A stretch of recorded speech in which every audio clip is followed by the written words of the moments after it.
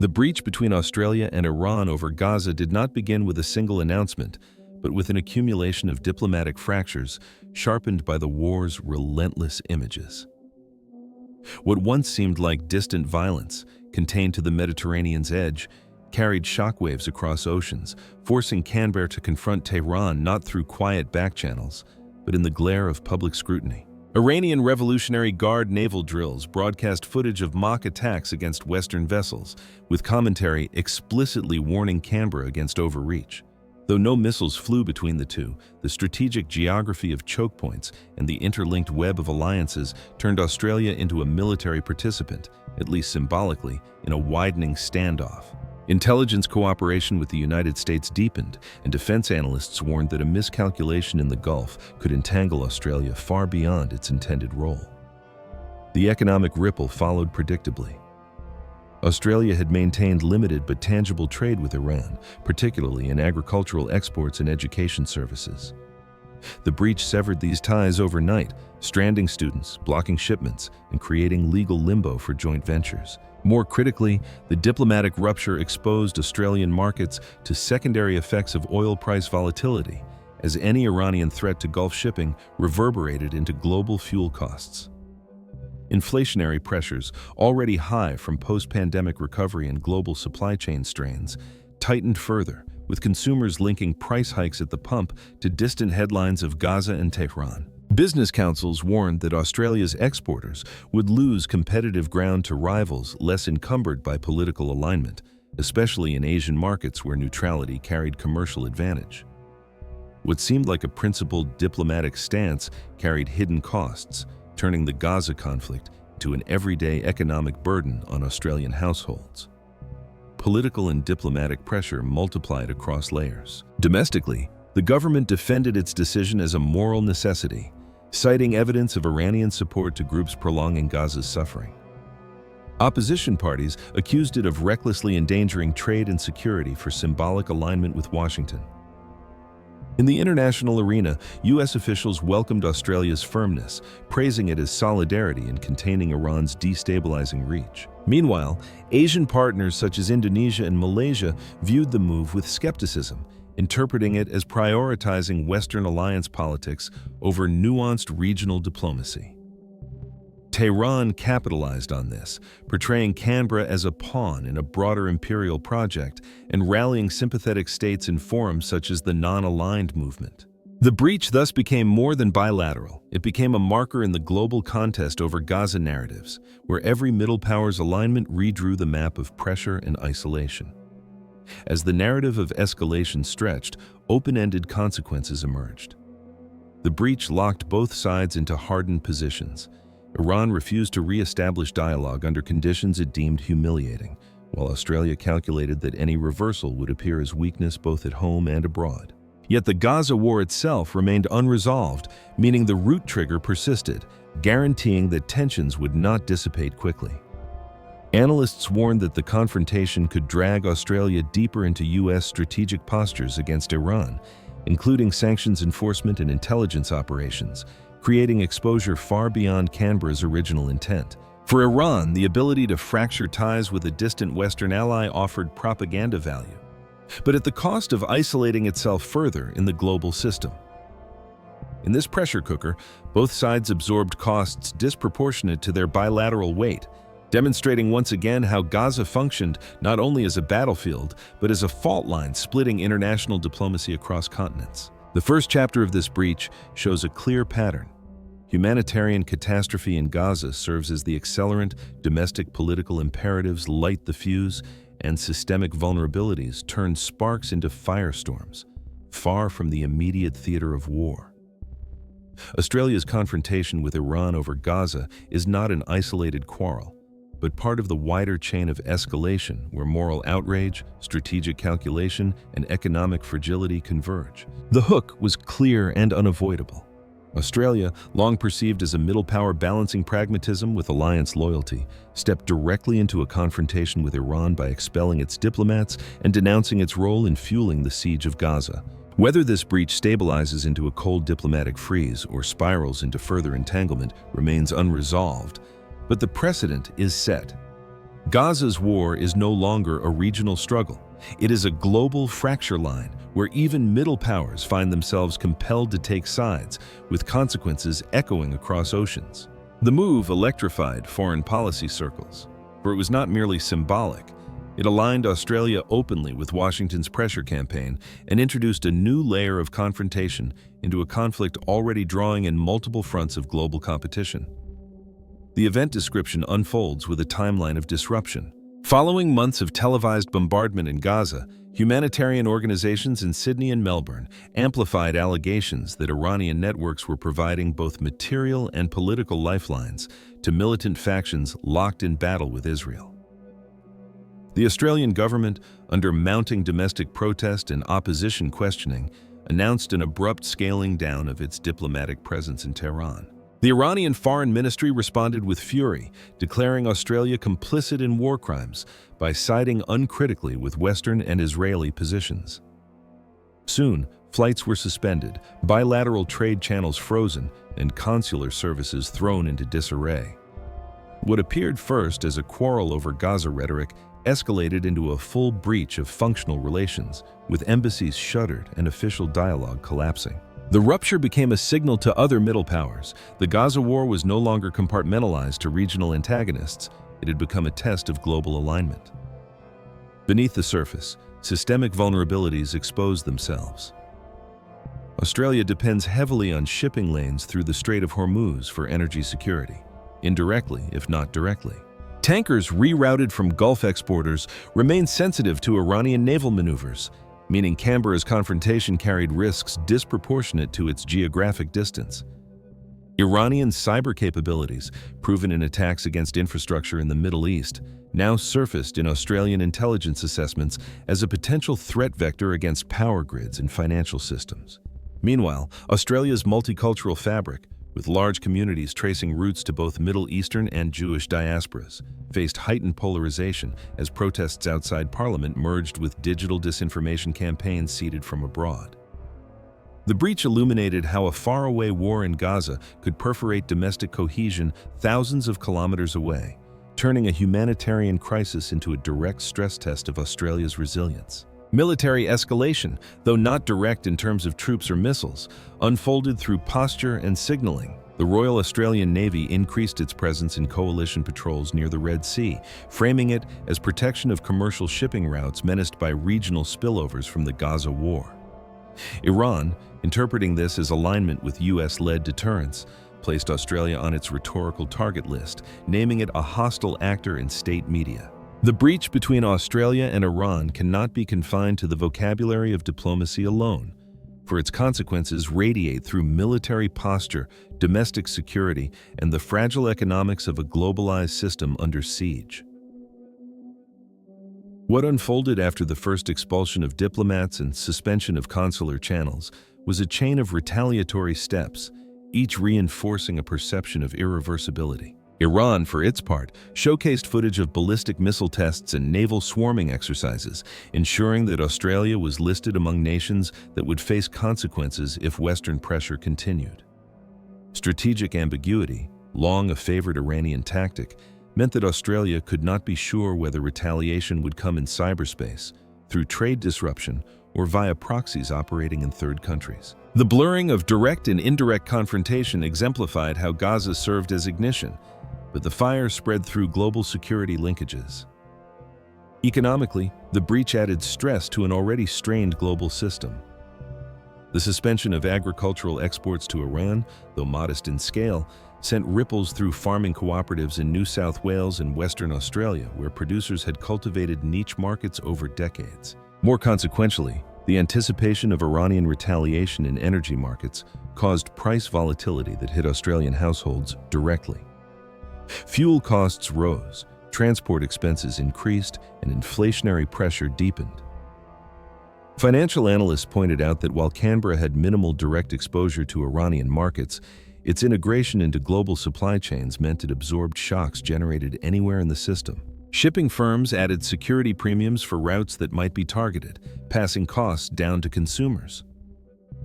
In this way, The Gaza war's distant images of rubble and hunger translated into higher grocery bills and mortgage anxieties in Australian suburbs, making the diplomatic breach not just an elite policy issue, but a lived economic burden. Political and diplomatic pressure tightened further, creating dilemmas across multiple fronts. The United States applauded Australia's firmness, with senior officials emphasizing that solidarity among allies was essential to constrain Iran's destabilizing activities. Britain and Canada echoed support, reinforcing the alignment of Anglosphere partners. Yet in Southeast Asia, where Australia has sought to position itself as a pragmatic bridge, reactions were cooler. Indonesia expressed concern that Canberra's hardline could complicate regional efforts to balance humanitarian advocacy for Gaza with the maintenance of open dialogue with Tehran. Malaysia's foreign ministry issued a statement suggesting that punitive diplomacy risked hardening Iranian positions rather than moderating them. Within multilateral forums, Iran mobilized support to condemn Australia's decision as an act of political hostility disguised as moral principle. The non-aligned movement debated resolutions highlighting Gaza's humanitarian catastrophe while denouncing external actors escalating confrontation, with Australia implicitly targeted. The diplomatic breach thus eroded Canberra's image as a cautious, bridge-building power, and recast it as a partisan actor in one of the most polarizing conflicts of the era. The open-ended consequences became increasingly visible. Australia's foreign policy establishment faced the realization that the breach had locked the country into a trajectory of deeper alignment with U.S. containment strategies against Iran. Reversing course without tangible concessions from Tehran appeared politically impossible. Yet, Iran's negotiating stance hardened, conditioned on Australia retracting its public denunciations and reopening dialogue without preconditions, steps that Canberra deemed unacceptable under the gaze of its allies. Analysts warned that this diplomatic stalemate could evolve into a semi-permanent freeze, outlasting the Gaza war itself and embedding structural hostility into relations. For Australia, this meant long-term exposure to economic volatility and potential targeting in cyber and maritime domains. For Iran, the breach served propaganda goals, but at the expense of shrinking its diplomatic space, driving even geographically distant nations into the opposing camp. The Gaza conflict had succeeded in redrawing alignments far beyond its immediate battlefield, with Australia and Iran exemplifying how humanitarian crises can harden into systemic geopolitical fractures. The pressure cooker dynamic thus continued. Gaza provided the emotional and moral ignition, systemic vulnerabilities, magnified risks, military posturing, entrenched positions, economic ripples transformed distant battles into local hardships, and political pressure closed off avenues for retreat. For Canberra, the decision to align explicitly with Washington's narrative on Gaza and Tehran's culpability was meant as a statement of principle. For Tehran, it was received as an extension of American coercion, confirming that even geographically distant states would be mobilized to tighten the noose around its strategic autonomy. The situation was no longer simply about whether Australia and Iran could reconcile their differences over Gaza. It had become a demonstration of how even middle powers could be caught in escalation chains they did not design but could not escape. Every step deeper into the breach narrowed options, ensuring that the diplomatic rift would not be easily reversible. The global audience, watching both the destruction in Gaza and the diplomatic fallout across continents, was left with the impression of a world system where local wars generate far-reaching fractures, and where the distance of geography offers no immunity from the compulsion of alignment. The situation ceased to be a dispute over Gaza alone. It became part of the larger architecture of confrontation between the West and Iran, with Australia unexpectedly positioned as both actor and target. The event sequence that followed illustrated the tempo of escalation. Iranian officials announced the closure of cultural and academic exchange programs with Australia, ending decades of painstakingly built people-to-people links. Airlines rerouted connections through third countries, complicating mobility for students, families, and businesses. Iranian state broadcasters escalated rhetoric by portraying Australia as an aggressor, hiding behind its geographic isolation, framing it as a remote spear of Western hegemony. Meanwhile, in Canberra, Press briefings emphasized that intelligence had traced Iranian funding and logistical support networks tied to Gaza-based militants, and that ignoring these findings would render Australia complicit in prolonging a humanitarian disaster. The tit-for-tat hardened into a standoff where every additional measure, be it visa restrictions or parliamentary motions, added another layer of entanglement, making retreat politically costlier with each passing week. Systemic vulnerabilities once again became apparent. Australia's critical dependence on global sea lanes underscored how even symbolic diplomatic breaches could have tangible security consequences. Naval strategists highlighted that Iranian influence extended not only through the Strait of Hormuz, but also indirectly through alliances with non-state actors capable of targeting maritime choke points from the Red Sea to the Arabian Sea. In practice, this meant that Australian shipping and insurance costs rose merely because of the perception that Iranian retaliation could manifest far from Tehran's borders. Cybersecurity officials elevated alerts, recalling past instances where Iranian-linked hacker groups penetrated water treatment facilities and energy networks in other countries. Now, warnings circulated about possible probing attacks on Australian infrastructure, particularly during politically sensitive moments. In the domestic sphere, law enforcement reported heightened tensions at demonstrations, where pro-Palestinian groups accused the government of hypocrisy, while pro-Israel advocates pressed for deeper alignment with Western allies. The Gaza war had migrated into Australian streets, converting an international conflict into a contested space of national identity and social cohesion. Military escalation in this context did not mean direct combat, but rather a creeping militarization of posture. The Australian Defence Force increased intelligence sharing with the United States Central Command, extending its monitoring of Iranian-linked activities across the Indo-Pacific. Reports surfaced of Australian personnel embedded in multinational maritime task forces near the Gulf of Aden, framed officially as counter-piracy, but understood by analysts as deterrence against Iranian-aligned disruptions. The breach between Australia and Iran moved from diplomatic quarrel to systemic tension when its ripple effects began to influence third parties, exposing the global nature of a conflict that began in Gaza but now reshaped alignments across regions. The hook was undeniable. An Australian decision to expel diplomats and cut dialogue with Iran was never going to remain confined to bilateral relations. The Gaza war, in this framing, had extended its battlefield into maritime zones far beyond its borders, transforming the breach into a matter of deterrence and signaling, not merely rhetoric. Economic ripple effects continued to mount. Australian agricultural exporters, once reliant on niche Iranian markets for wheat, barley, and meat, faced abrupt losses, with shipments redirected at discounted rates to alternative buyers. Education sectors reported the withdrawal of Iranian students, shrinking revenue streams for universities already under financial pressure. More significantly, global oil volatility introduced new costs for transport and manufacturing, feeding into inflationary cycles that governments struggled to explain without acknowledging the geopolitical linkages. Financial markets priced in the risk that Iran could escalate further in response to Western sanctions, and Australian firms with exposure to Middle Eastern supply chains recalibrated their risk models. The breach thus ensured that Gaza's humanitarian catastrophe became a factor in Australia's cost of living debate, embedding distant violence into domestic political discourse in a tangible way. Political and diplomatic pressure intensified in concentric circles. Within Canberra, the government defended its decisions as moral necessity, framing them as alignment with international law and condemnation of aggression. Opposition parties, however, criticized the lack of foresight, arguing that Australia had surrendered its independent foreign policy voice to Washington's agenda. Among allies, the United States welcomed the stance, praising it as proof of solidarity, while the United Kingdom and Canada echoed similar support. Yet in Southeast Asia, reactions diverged. Indonesia, Malaysia, and Singapore expressed concern that Canberra's posture could complicate regional balancing, where dialogue with Tehran remained a tool for moderating escalation.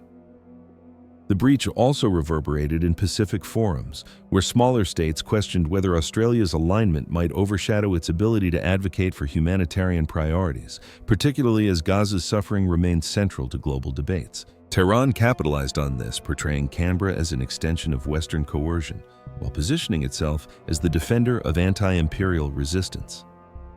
The diplomatic arena became another theater where Gaza's conflict expanded, drawing lines of solidarity and antagonism well beyond the Middle East. The open-ended conclusion of this phase revealed the depth of entanglement. With embassies closed and dialogue severed, neither Australia nor Iran retained the mechanisms for recalibration. Both locked themselves into narratives, Canberra's as a principled defender of humanitarian accountability, Tehran's as a victim of Western-aligned aggression. The risk of entrapment grew as Australia's commitments to U.S. coalitions and intelligence sharing deepened, making disengagement increasingly difficult. For Iran, the propaganda utility of denouncing distant adversaries offered domestic rallying points, but at the cost of reinforcing isolation. The breach became a microcosm of the broader dynamic, Gaza serving as the ignition, alliances structuring the escalation, vulnerabilities amplifying the risks, and political calculations closing off the exits. The world witnessed how even a geographically remote state could be drawn into the vortex of confrontation, with consequences far exceeding the scale of the initial decision. The pressure cooker intensified, and the question shifted from whether Australia and Iran would reconcile to how far this breach would reshape their roles within the global system fractured by Gaza. Instead, it became a signal read by Washington as loyalty, by Tehran as provocation, and by regional actors as evidence that the Gaza war had become a test of allegiance extending across oceans. In this context, Australia's move was more than a symbolic gesture. It was a realignment with consequences that reached into the Indo-Pacific, the Middle East, and the global order under strain. The event description widened as repercussions accumulated. Within weeks of Canberra's decision, Iranian media highlighted protests in Sydney and Melbourne, framing them as evidence of Australian society fracturing under government miscalculation. Iranian proxies amplified these narratives across digital platforms, ensuring that Australia's domestic divisions were broadcast back into the global conversation. Meanwhile, in Gaza itself, images of destruction continued to circulate, binding the breach into the larger narrative of a war that had become not only a regional calamity, but also a global diplomatic battlefield. The sequence was clear. An initial humanitarian crisis triggered outrage. That outrage forced distant governments into choices, and those choices in turn hardened the geopolitical landscape. By the time Canberra reinforced sanctions against Iranian officials, the breach had become irreversible in practical terms, locking both states into confrontation. Systemic vulnerabilities deepened as the breach exposed fragilities in Australia's security architecture. Intelligence reports underscored that Iranian cyber operators had probed Australian networks in the past, often using disinformation campaigns as prelude to deeper intrusions. With diplomatic channels severed, the mechanisms for de-escalating such attacks weakened, leaving Canberra more exposed to asymmetric pressure.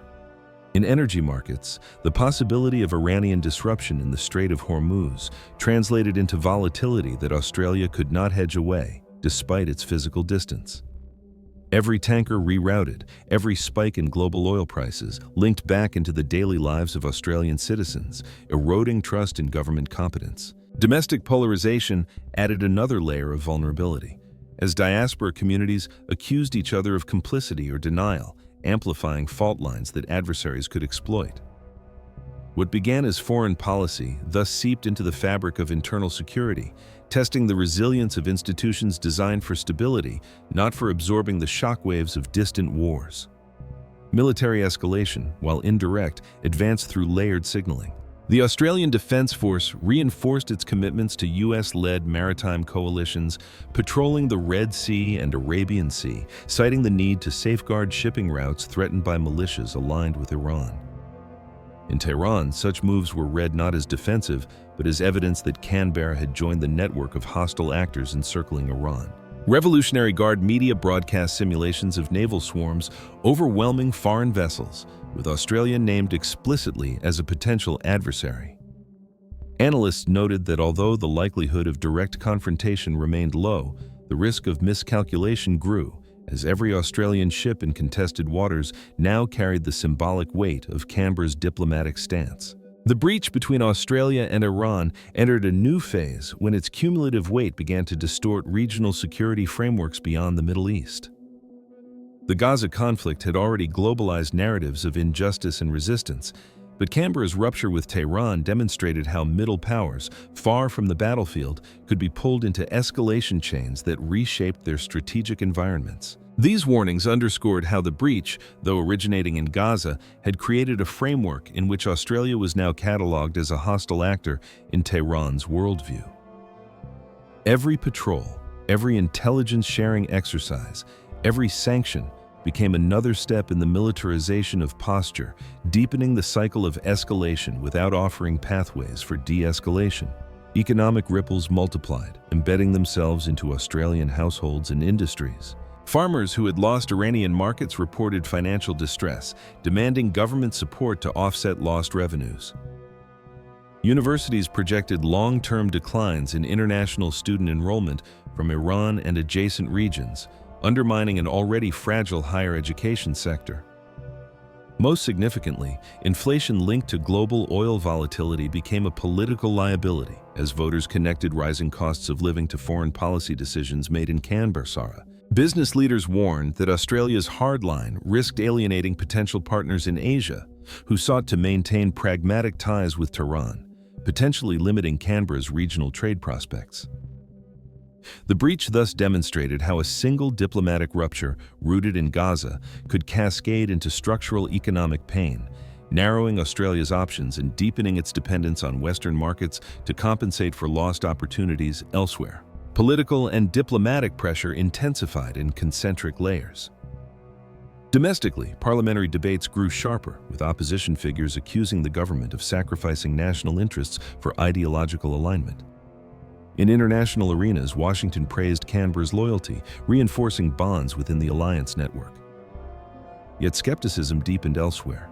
Indonesia publicly questioned whether Australia could still function as a neutral mediator in regional conflicts, citing its handling of Gaza and Iran as evidence of bias.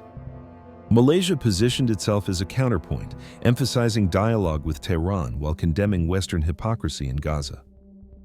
Within multilateral institutions, Iranian diplomats lobbied aggressively to frame Australia's rupture as proof of Western coercion, seeking to win sympathetic states to their side. The effect was to polarize debates further, embedding the Gaza conflict into global diplomatic contests where even middle powers became litmus tests for alignment. The open-ended conclusion of this phase highlighted how the breach had become embedded in structural realities. Australia could no longer plausibly claim neutrality in Middle Eastern disputes. Its alignment with Washington over Gaza and Iran had positioned it firmly within one camp. For Iran, denouncing Canberra served propaganda purposes, but it also narrowed its options for engagement, pushing it into deeper isolation. The Gaza war continued unabated, meaning the conditions that had triggered the breach persisted, guaranteeing that escalation would remain likely.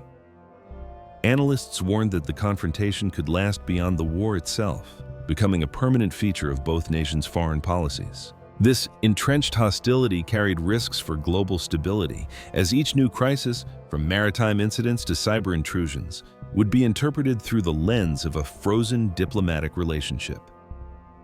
The Gaza conflict had thus succeeded not only in devastating its immediate region, but in drawing geographically distant actors into confrontations that neither anticipated nor controlled. The pressure cooker dynamic held firm. Gaza ignited outrage. Outrage forced choices. Choices hardened into confrontation, and confrontation revealed systemic fragility. Australia and Iran became unwilling participants in a wider chain of escalation, demonstrating that in an interconnected world, no conflict remains local, no breach remains bilateral, and no decision remains without ripple effects. The Gaza war's capacity to fracture global diplomacy now stood exposed, with Australia-Iran relations as one of its most striking casualties.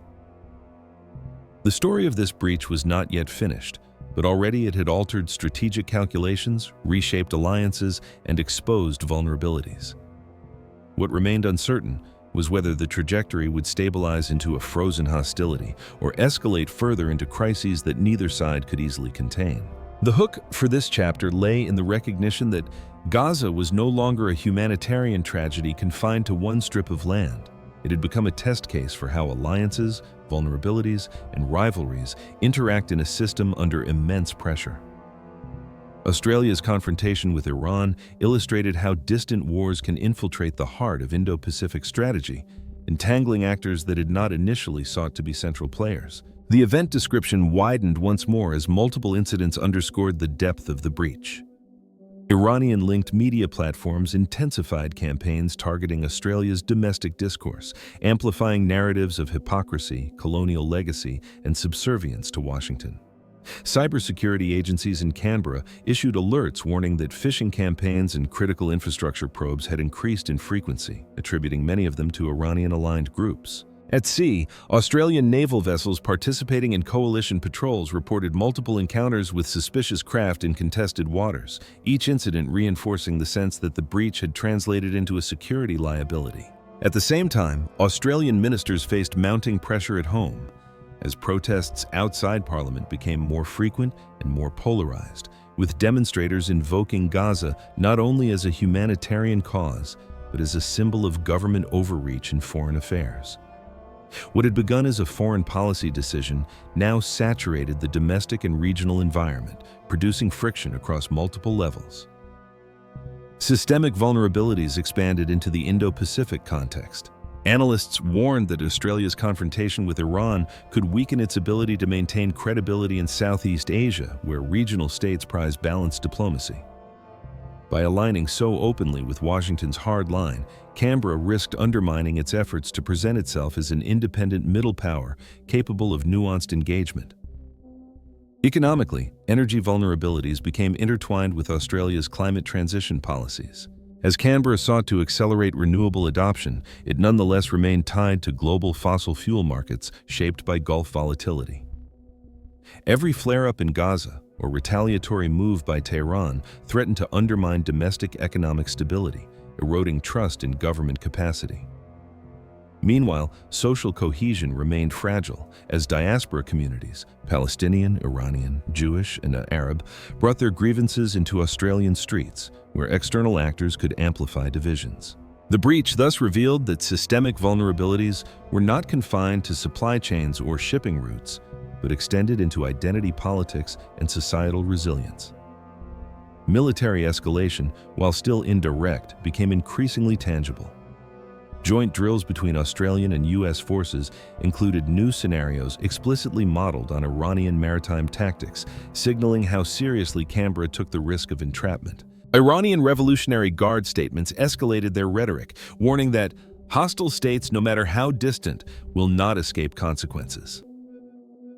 Intelligence officials briefed lawmakers that Iranian proxies in third countries could theoretically target Australian interests abroad, including diplomatic staff, shipping assets, or energy companies operating in the Gulf. The breach between Australia and Iran over Gaza entered its terminal phase not by resolution, but by entrenchment.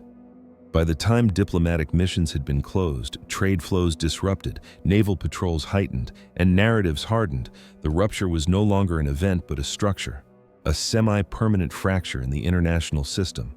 Agricultural producers in Australia shifted their focus away from Iranian markets, but at discounted rates that eroded profits. Universities sought replacement students from other regions, but reputational damage lingered. Energy price volatility persisted, with voters acutely aware of the connection between distant wars and local costs of living. Canberra's increased reliance on Western allies to offset these losses reinforced the cycle of alignment, narrowing its flexibility in global markets. Iran, deprived of Australian trade and educational ties, turned further toward alternative partners, including China and Russia, but at the cost of deepening dependence on limited options. The Gaza conflict had thus created a situation where two distant states, with minimal prior interdependence, nonetheless absorbed real and lasting economic damage because of their hardened positions. Political and diplomatic pressure culminated in the polarization of forums where middle powers once sought to play balancing roles. Australia, praised by Washington, London, and Ottawa, became embedded in a bloc that prioritized containment of Iran. In Southeast Asia, this diminished Canberra's credibility as an independent actor, complicating its efforts to lead regional initiatives. Iran, meanwhile, found sympathetic ears in segments of the non-aligned movement, but its global isolation deepened as more states distanced themselves in response to its alignment with militant networks. Multilateral forums became another battlefield where Gaza served as the backdrop for competing narratives, one side emphasizing human rights violations by militant groups, the other denouncing Western hypocrisy. Australia and Iran, once peripheral to each other's strategic maps, became emblematic of this polarization, with their breach serving as proof of the global reverberations of Gaza. The open-ended conclusion of this confrontation was sobering. Neither Australia nor Iran possessed a clear pathway back to normalized relations. The Gaza conflict that triggered the breach showed no sign of resolution, and even if it did, the narratives constructed during the rupture would endure. For Canberra, reversing course would risk accusations of weakness and betrayal of alliance solidarity. For Tehran, reopening dialogue would appear as capitulation to Western pressure. Both sides therefore settled into a semi-permanent hostility, one that could flare in unexpected domains, cyber, maritime, diplomatic, without warning. Analysts emphasized that this case illustrated the broader reality. Gaza had become not only a humanitarian tragedy but also a global accelerant, fusing local violence into systemic fractures that stretched across continents. The Australia-Iran breach demonstrated that no state, however geographically distant, was immune from the compulsions of alignment in an interconnected world. The pressure cooker dynamic, visible from the beginning, reached its logical conclusion. Gaza provided the moral ignition, alliances structured the escalation, systemic vulnerabilities amplified the costs, and political calculations closed the exits. What remained was not resolution but entrenchment, a frozen hostility with open-ended risks. For the global system, the lesson was stark. Local wars in the 21st century are not local at all.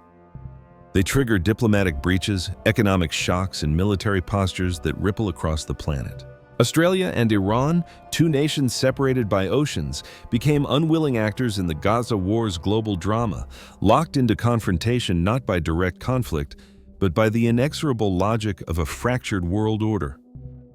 The story ends without closure because the dynamics that produced it remain unresolved. The siege of Gaza continues, the alliances remain rigid, the vulnerabilities unaddressed, and the fractures widening. The breach stands as testimony that in today's interconnected system, even distant choices carry global consequences and no actor can stand outside the furnace once it has been lit. The hook of this final chapter lay in the realization that Gaza's war, far from being a geographically confined confrontation, had become an engine of systemic fragmentation, pushing even distant middle powers into hardened alignments. The case of Canberra and Tehran illustrated how a humanitarian catastrophe transformed into a geopolitical fault line, not only destabilizing the Middle East, but reaching into the Indo-Pacific, Europe, and beyond. The event descriptions in this phase focused on consolidation rather than escalation. Australian officials confirmed that consular relations would not be restored until Tehran moderated its support for militant networks operating in Gaza and across the region. Iran, in turn, declared that no dialogue was possible until Australia renounced what it termed complicity in Western war crimes. In practice, this meant that the freeze had locked into place. University exchange programs were dismantled, cultural diplomacy evaporated, and travel for citizens of both countries became entangled in bureaucratic obstacles. Each press release, each parliamentary debate, each media broadcast reinforced the perception that reconciliation was out of reach. What had begun as an acute breach had ossified into a chronic condition, reshaping both states' foreign policy trajectories. Systemic vulnerabilities remained exposed, magnified by the absence of dialogue. Intelligence agencies warned that Iranian cyber groups continued to probe Australian critical infrastructure, searching for opportunities to inflict political embarrassment. Energy markets remained vulnerable to Gulf instability, with every flare-up in shipping lanes translating into economic anxieties in Australian households. Social cohesion remained strained, as demonstrations over Gaza and foreign policy frequently escalated into confrontations between polarized groups. The breach revealed that Australia's institutional resilience was not unlimited. Prolonged exposure to external shocks eroded trust in governance and deepened divisions. In Iran, the rupture was used domestically to fuel narratives of resistance, but it also closed off opportunities for trade and education that could have offered economic relief. Both societies absorbed costs disproportionate to the scale of their bilateral relationship, underscoring how Gaza's war had become a multiplier of vulnerabilities far from its borders. Military escalation did not culminate in direct conflict, but in entrenched posture. Australian naval forces remained integrated into US-led patrols in the Red Sea and Gulf of Aden, effectively binding Canberra into the security architecture of confrontation with Iran. Iranian military drills routinely referenced hostile powers even across oceans, ensuring Australia's position as a rhetorical adversary.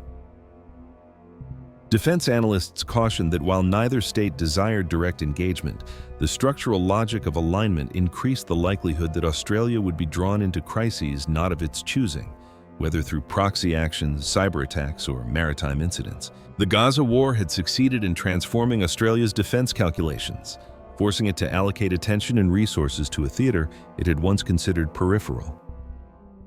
Tehran, meanwhile, could claim that its resistance posture had deterred yet another Western-aligned state, but this came at the cost of expanding its adversary list and deepening its encirclement. The economic ripple effects embedded themselves into long-term trends.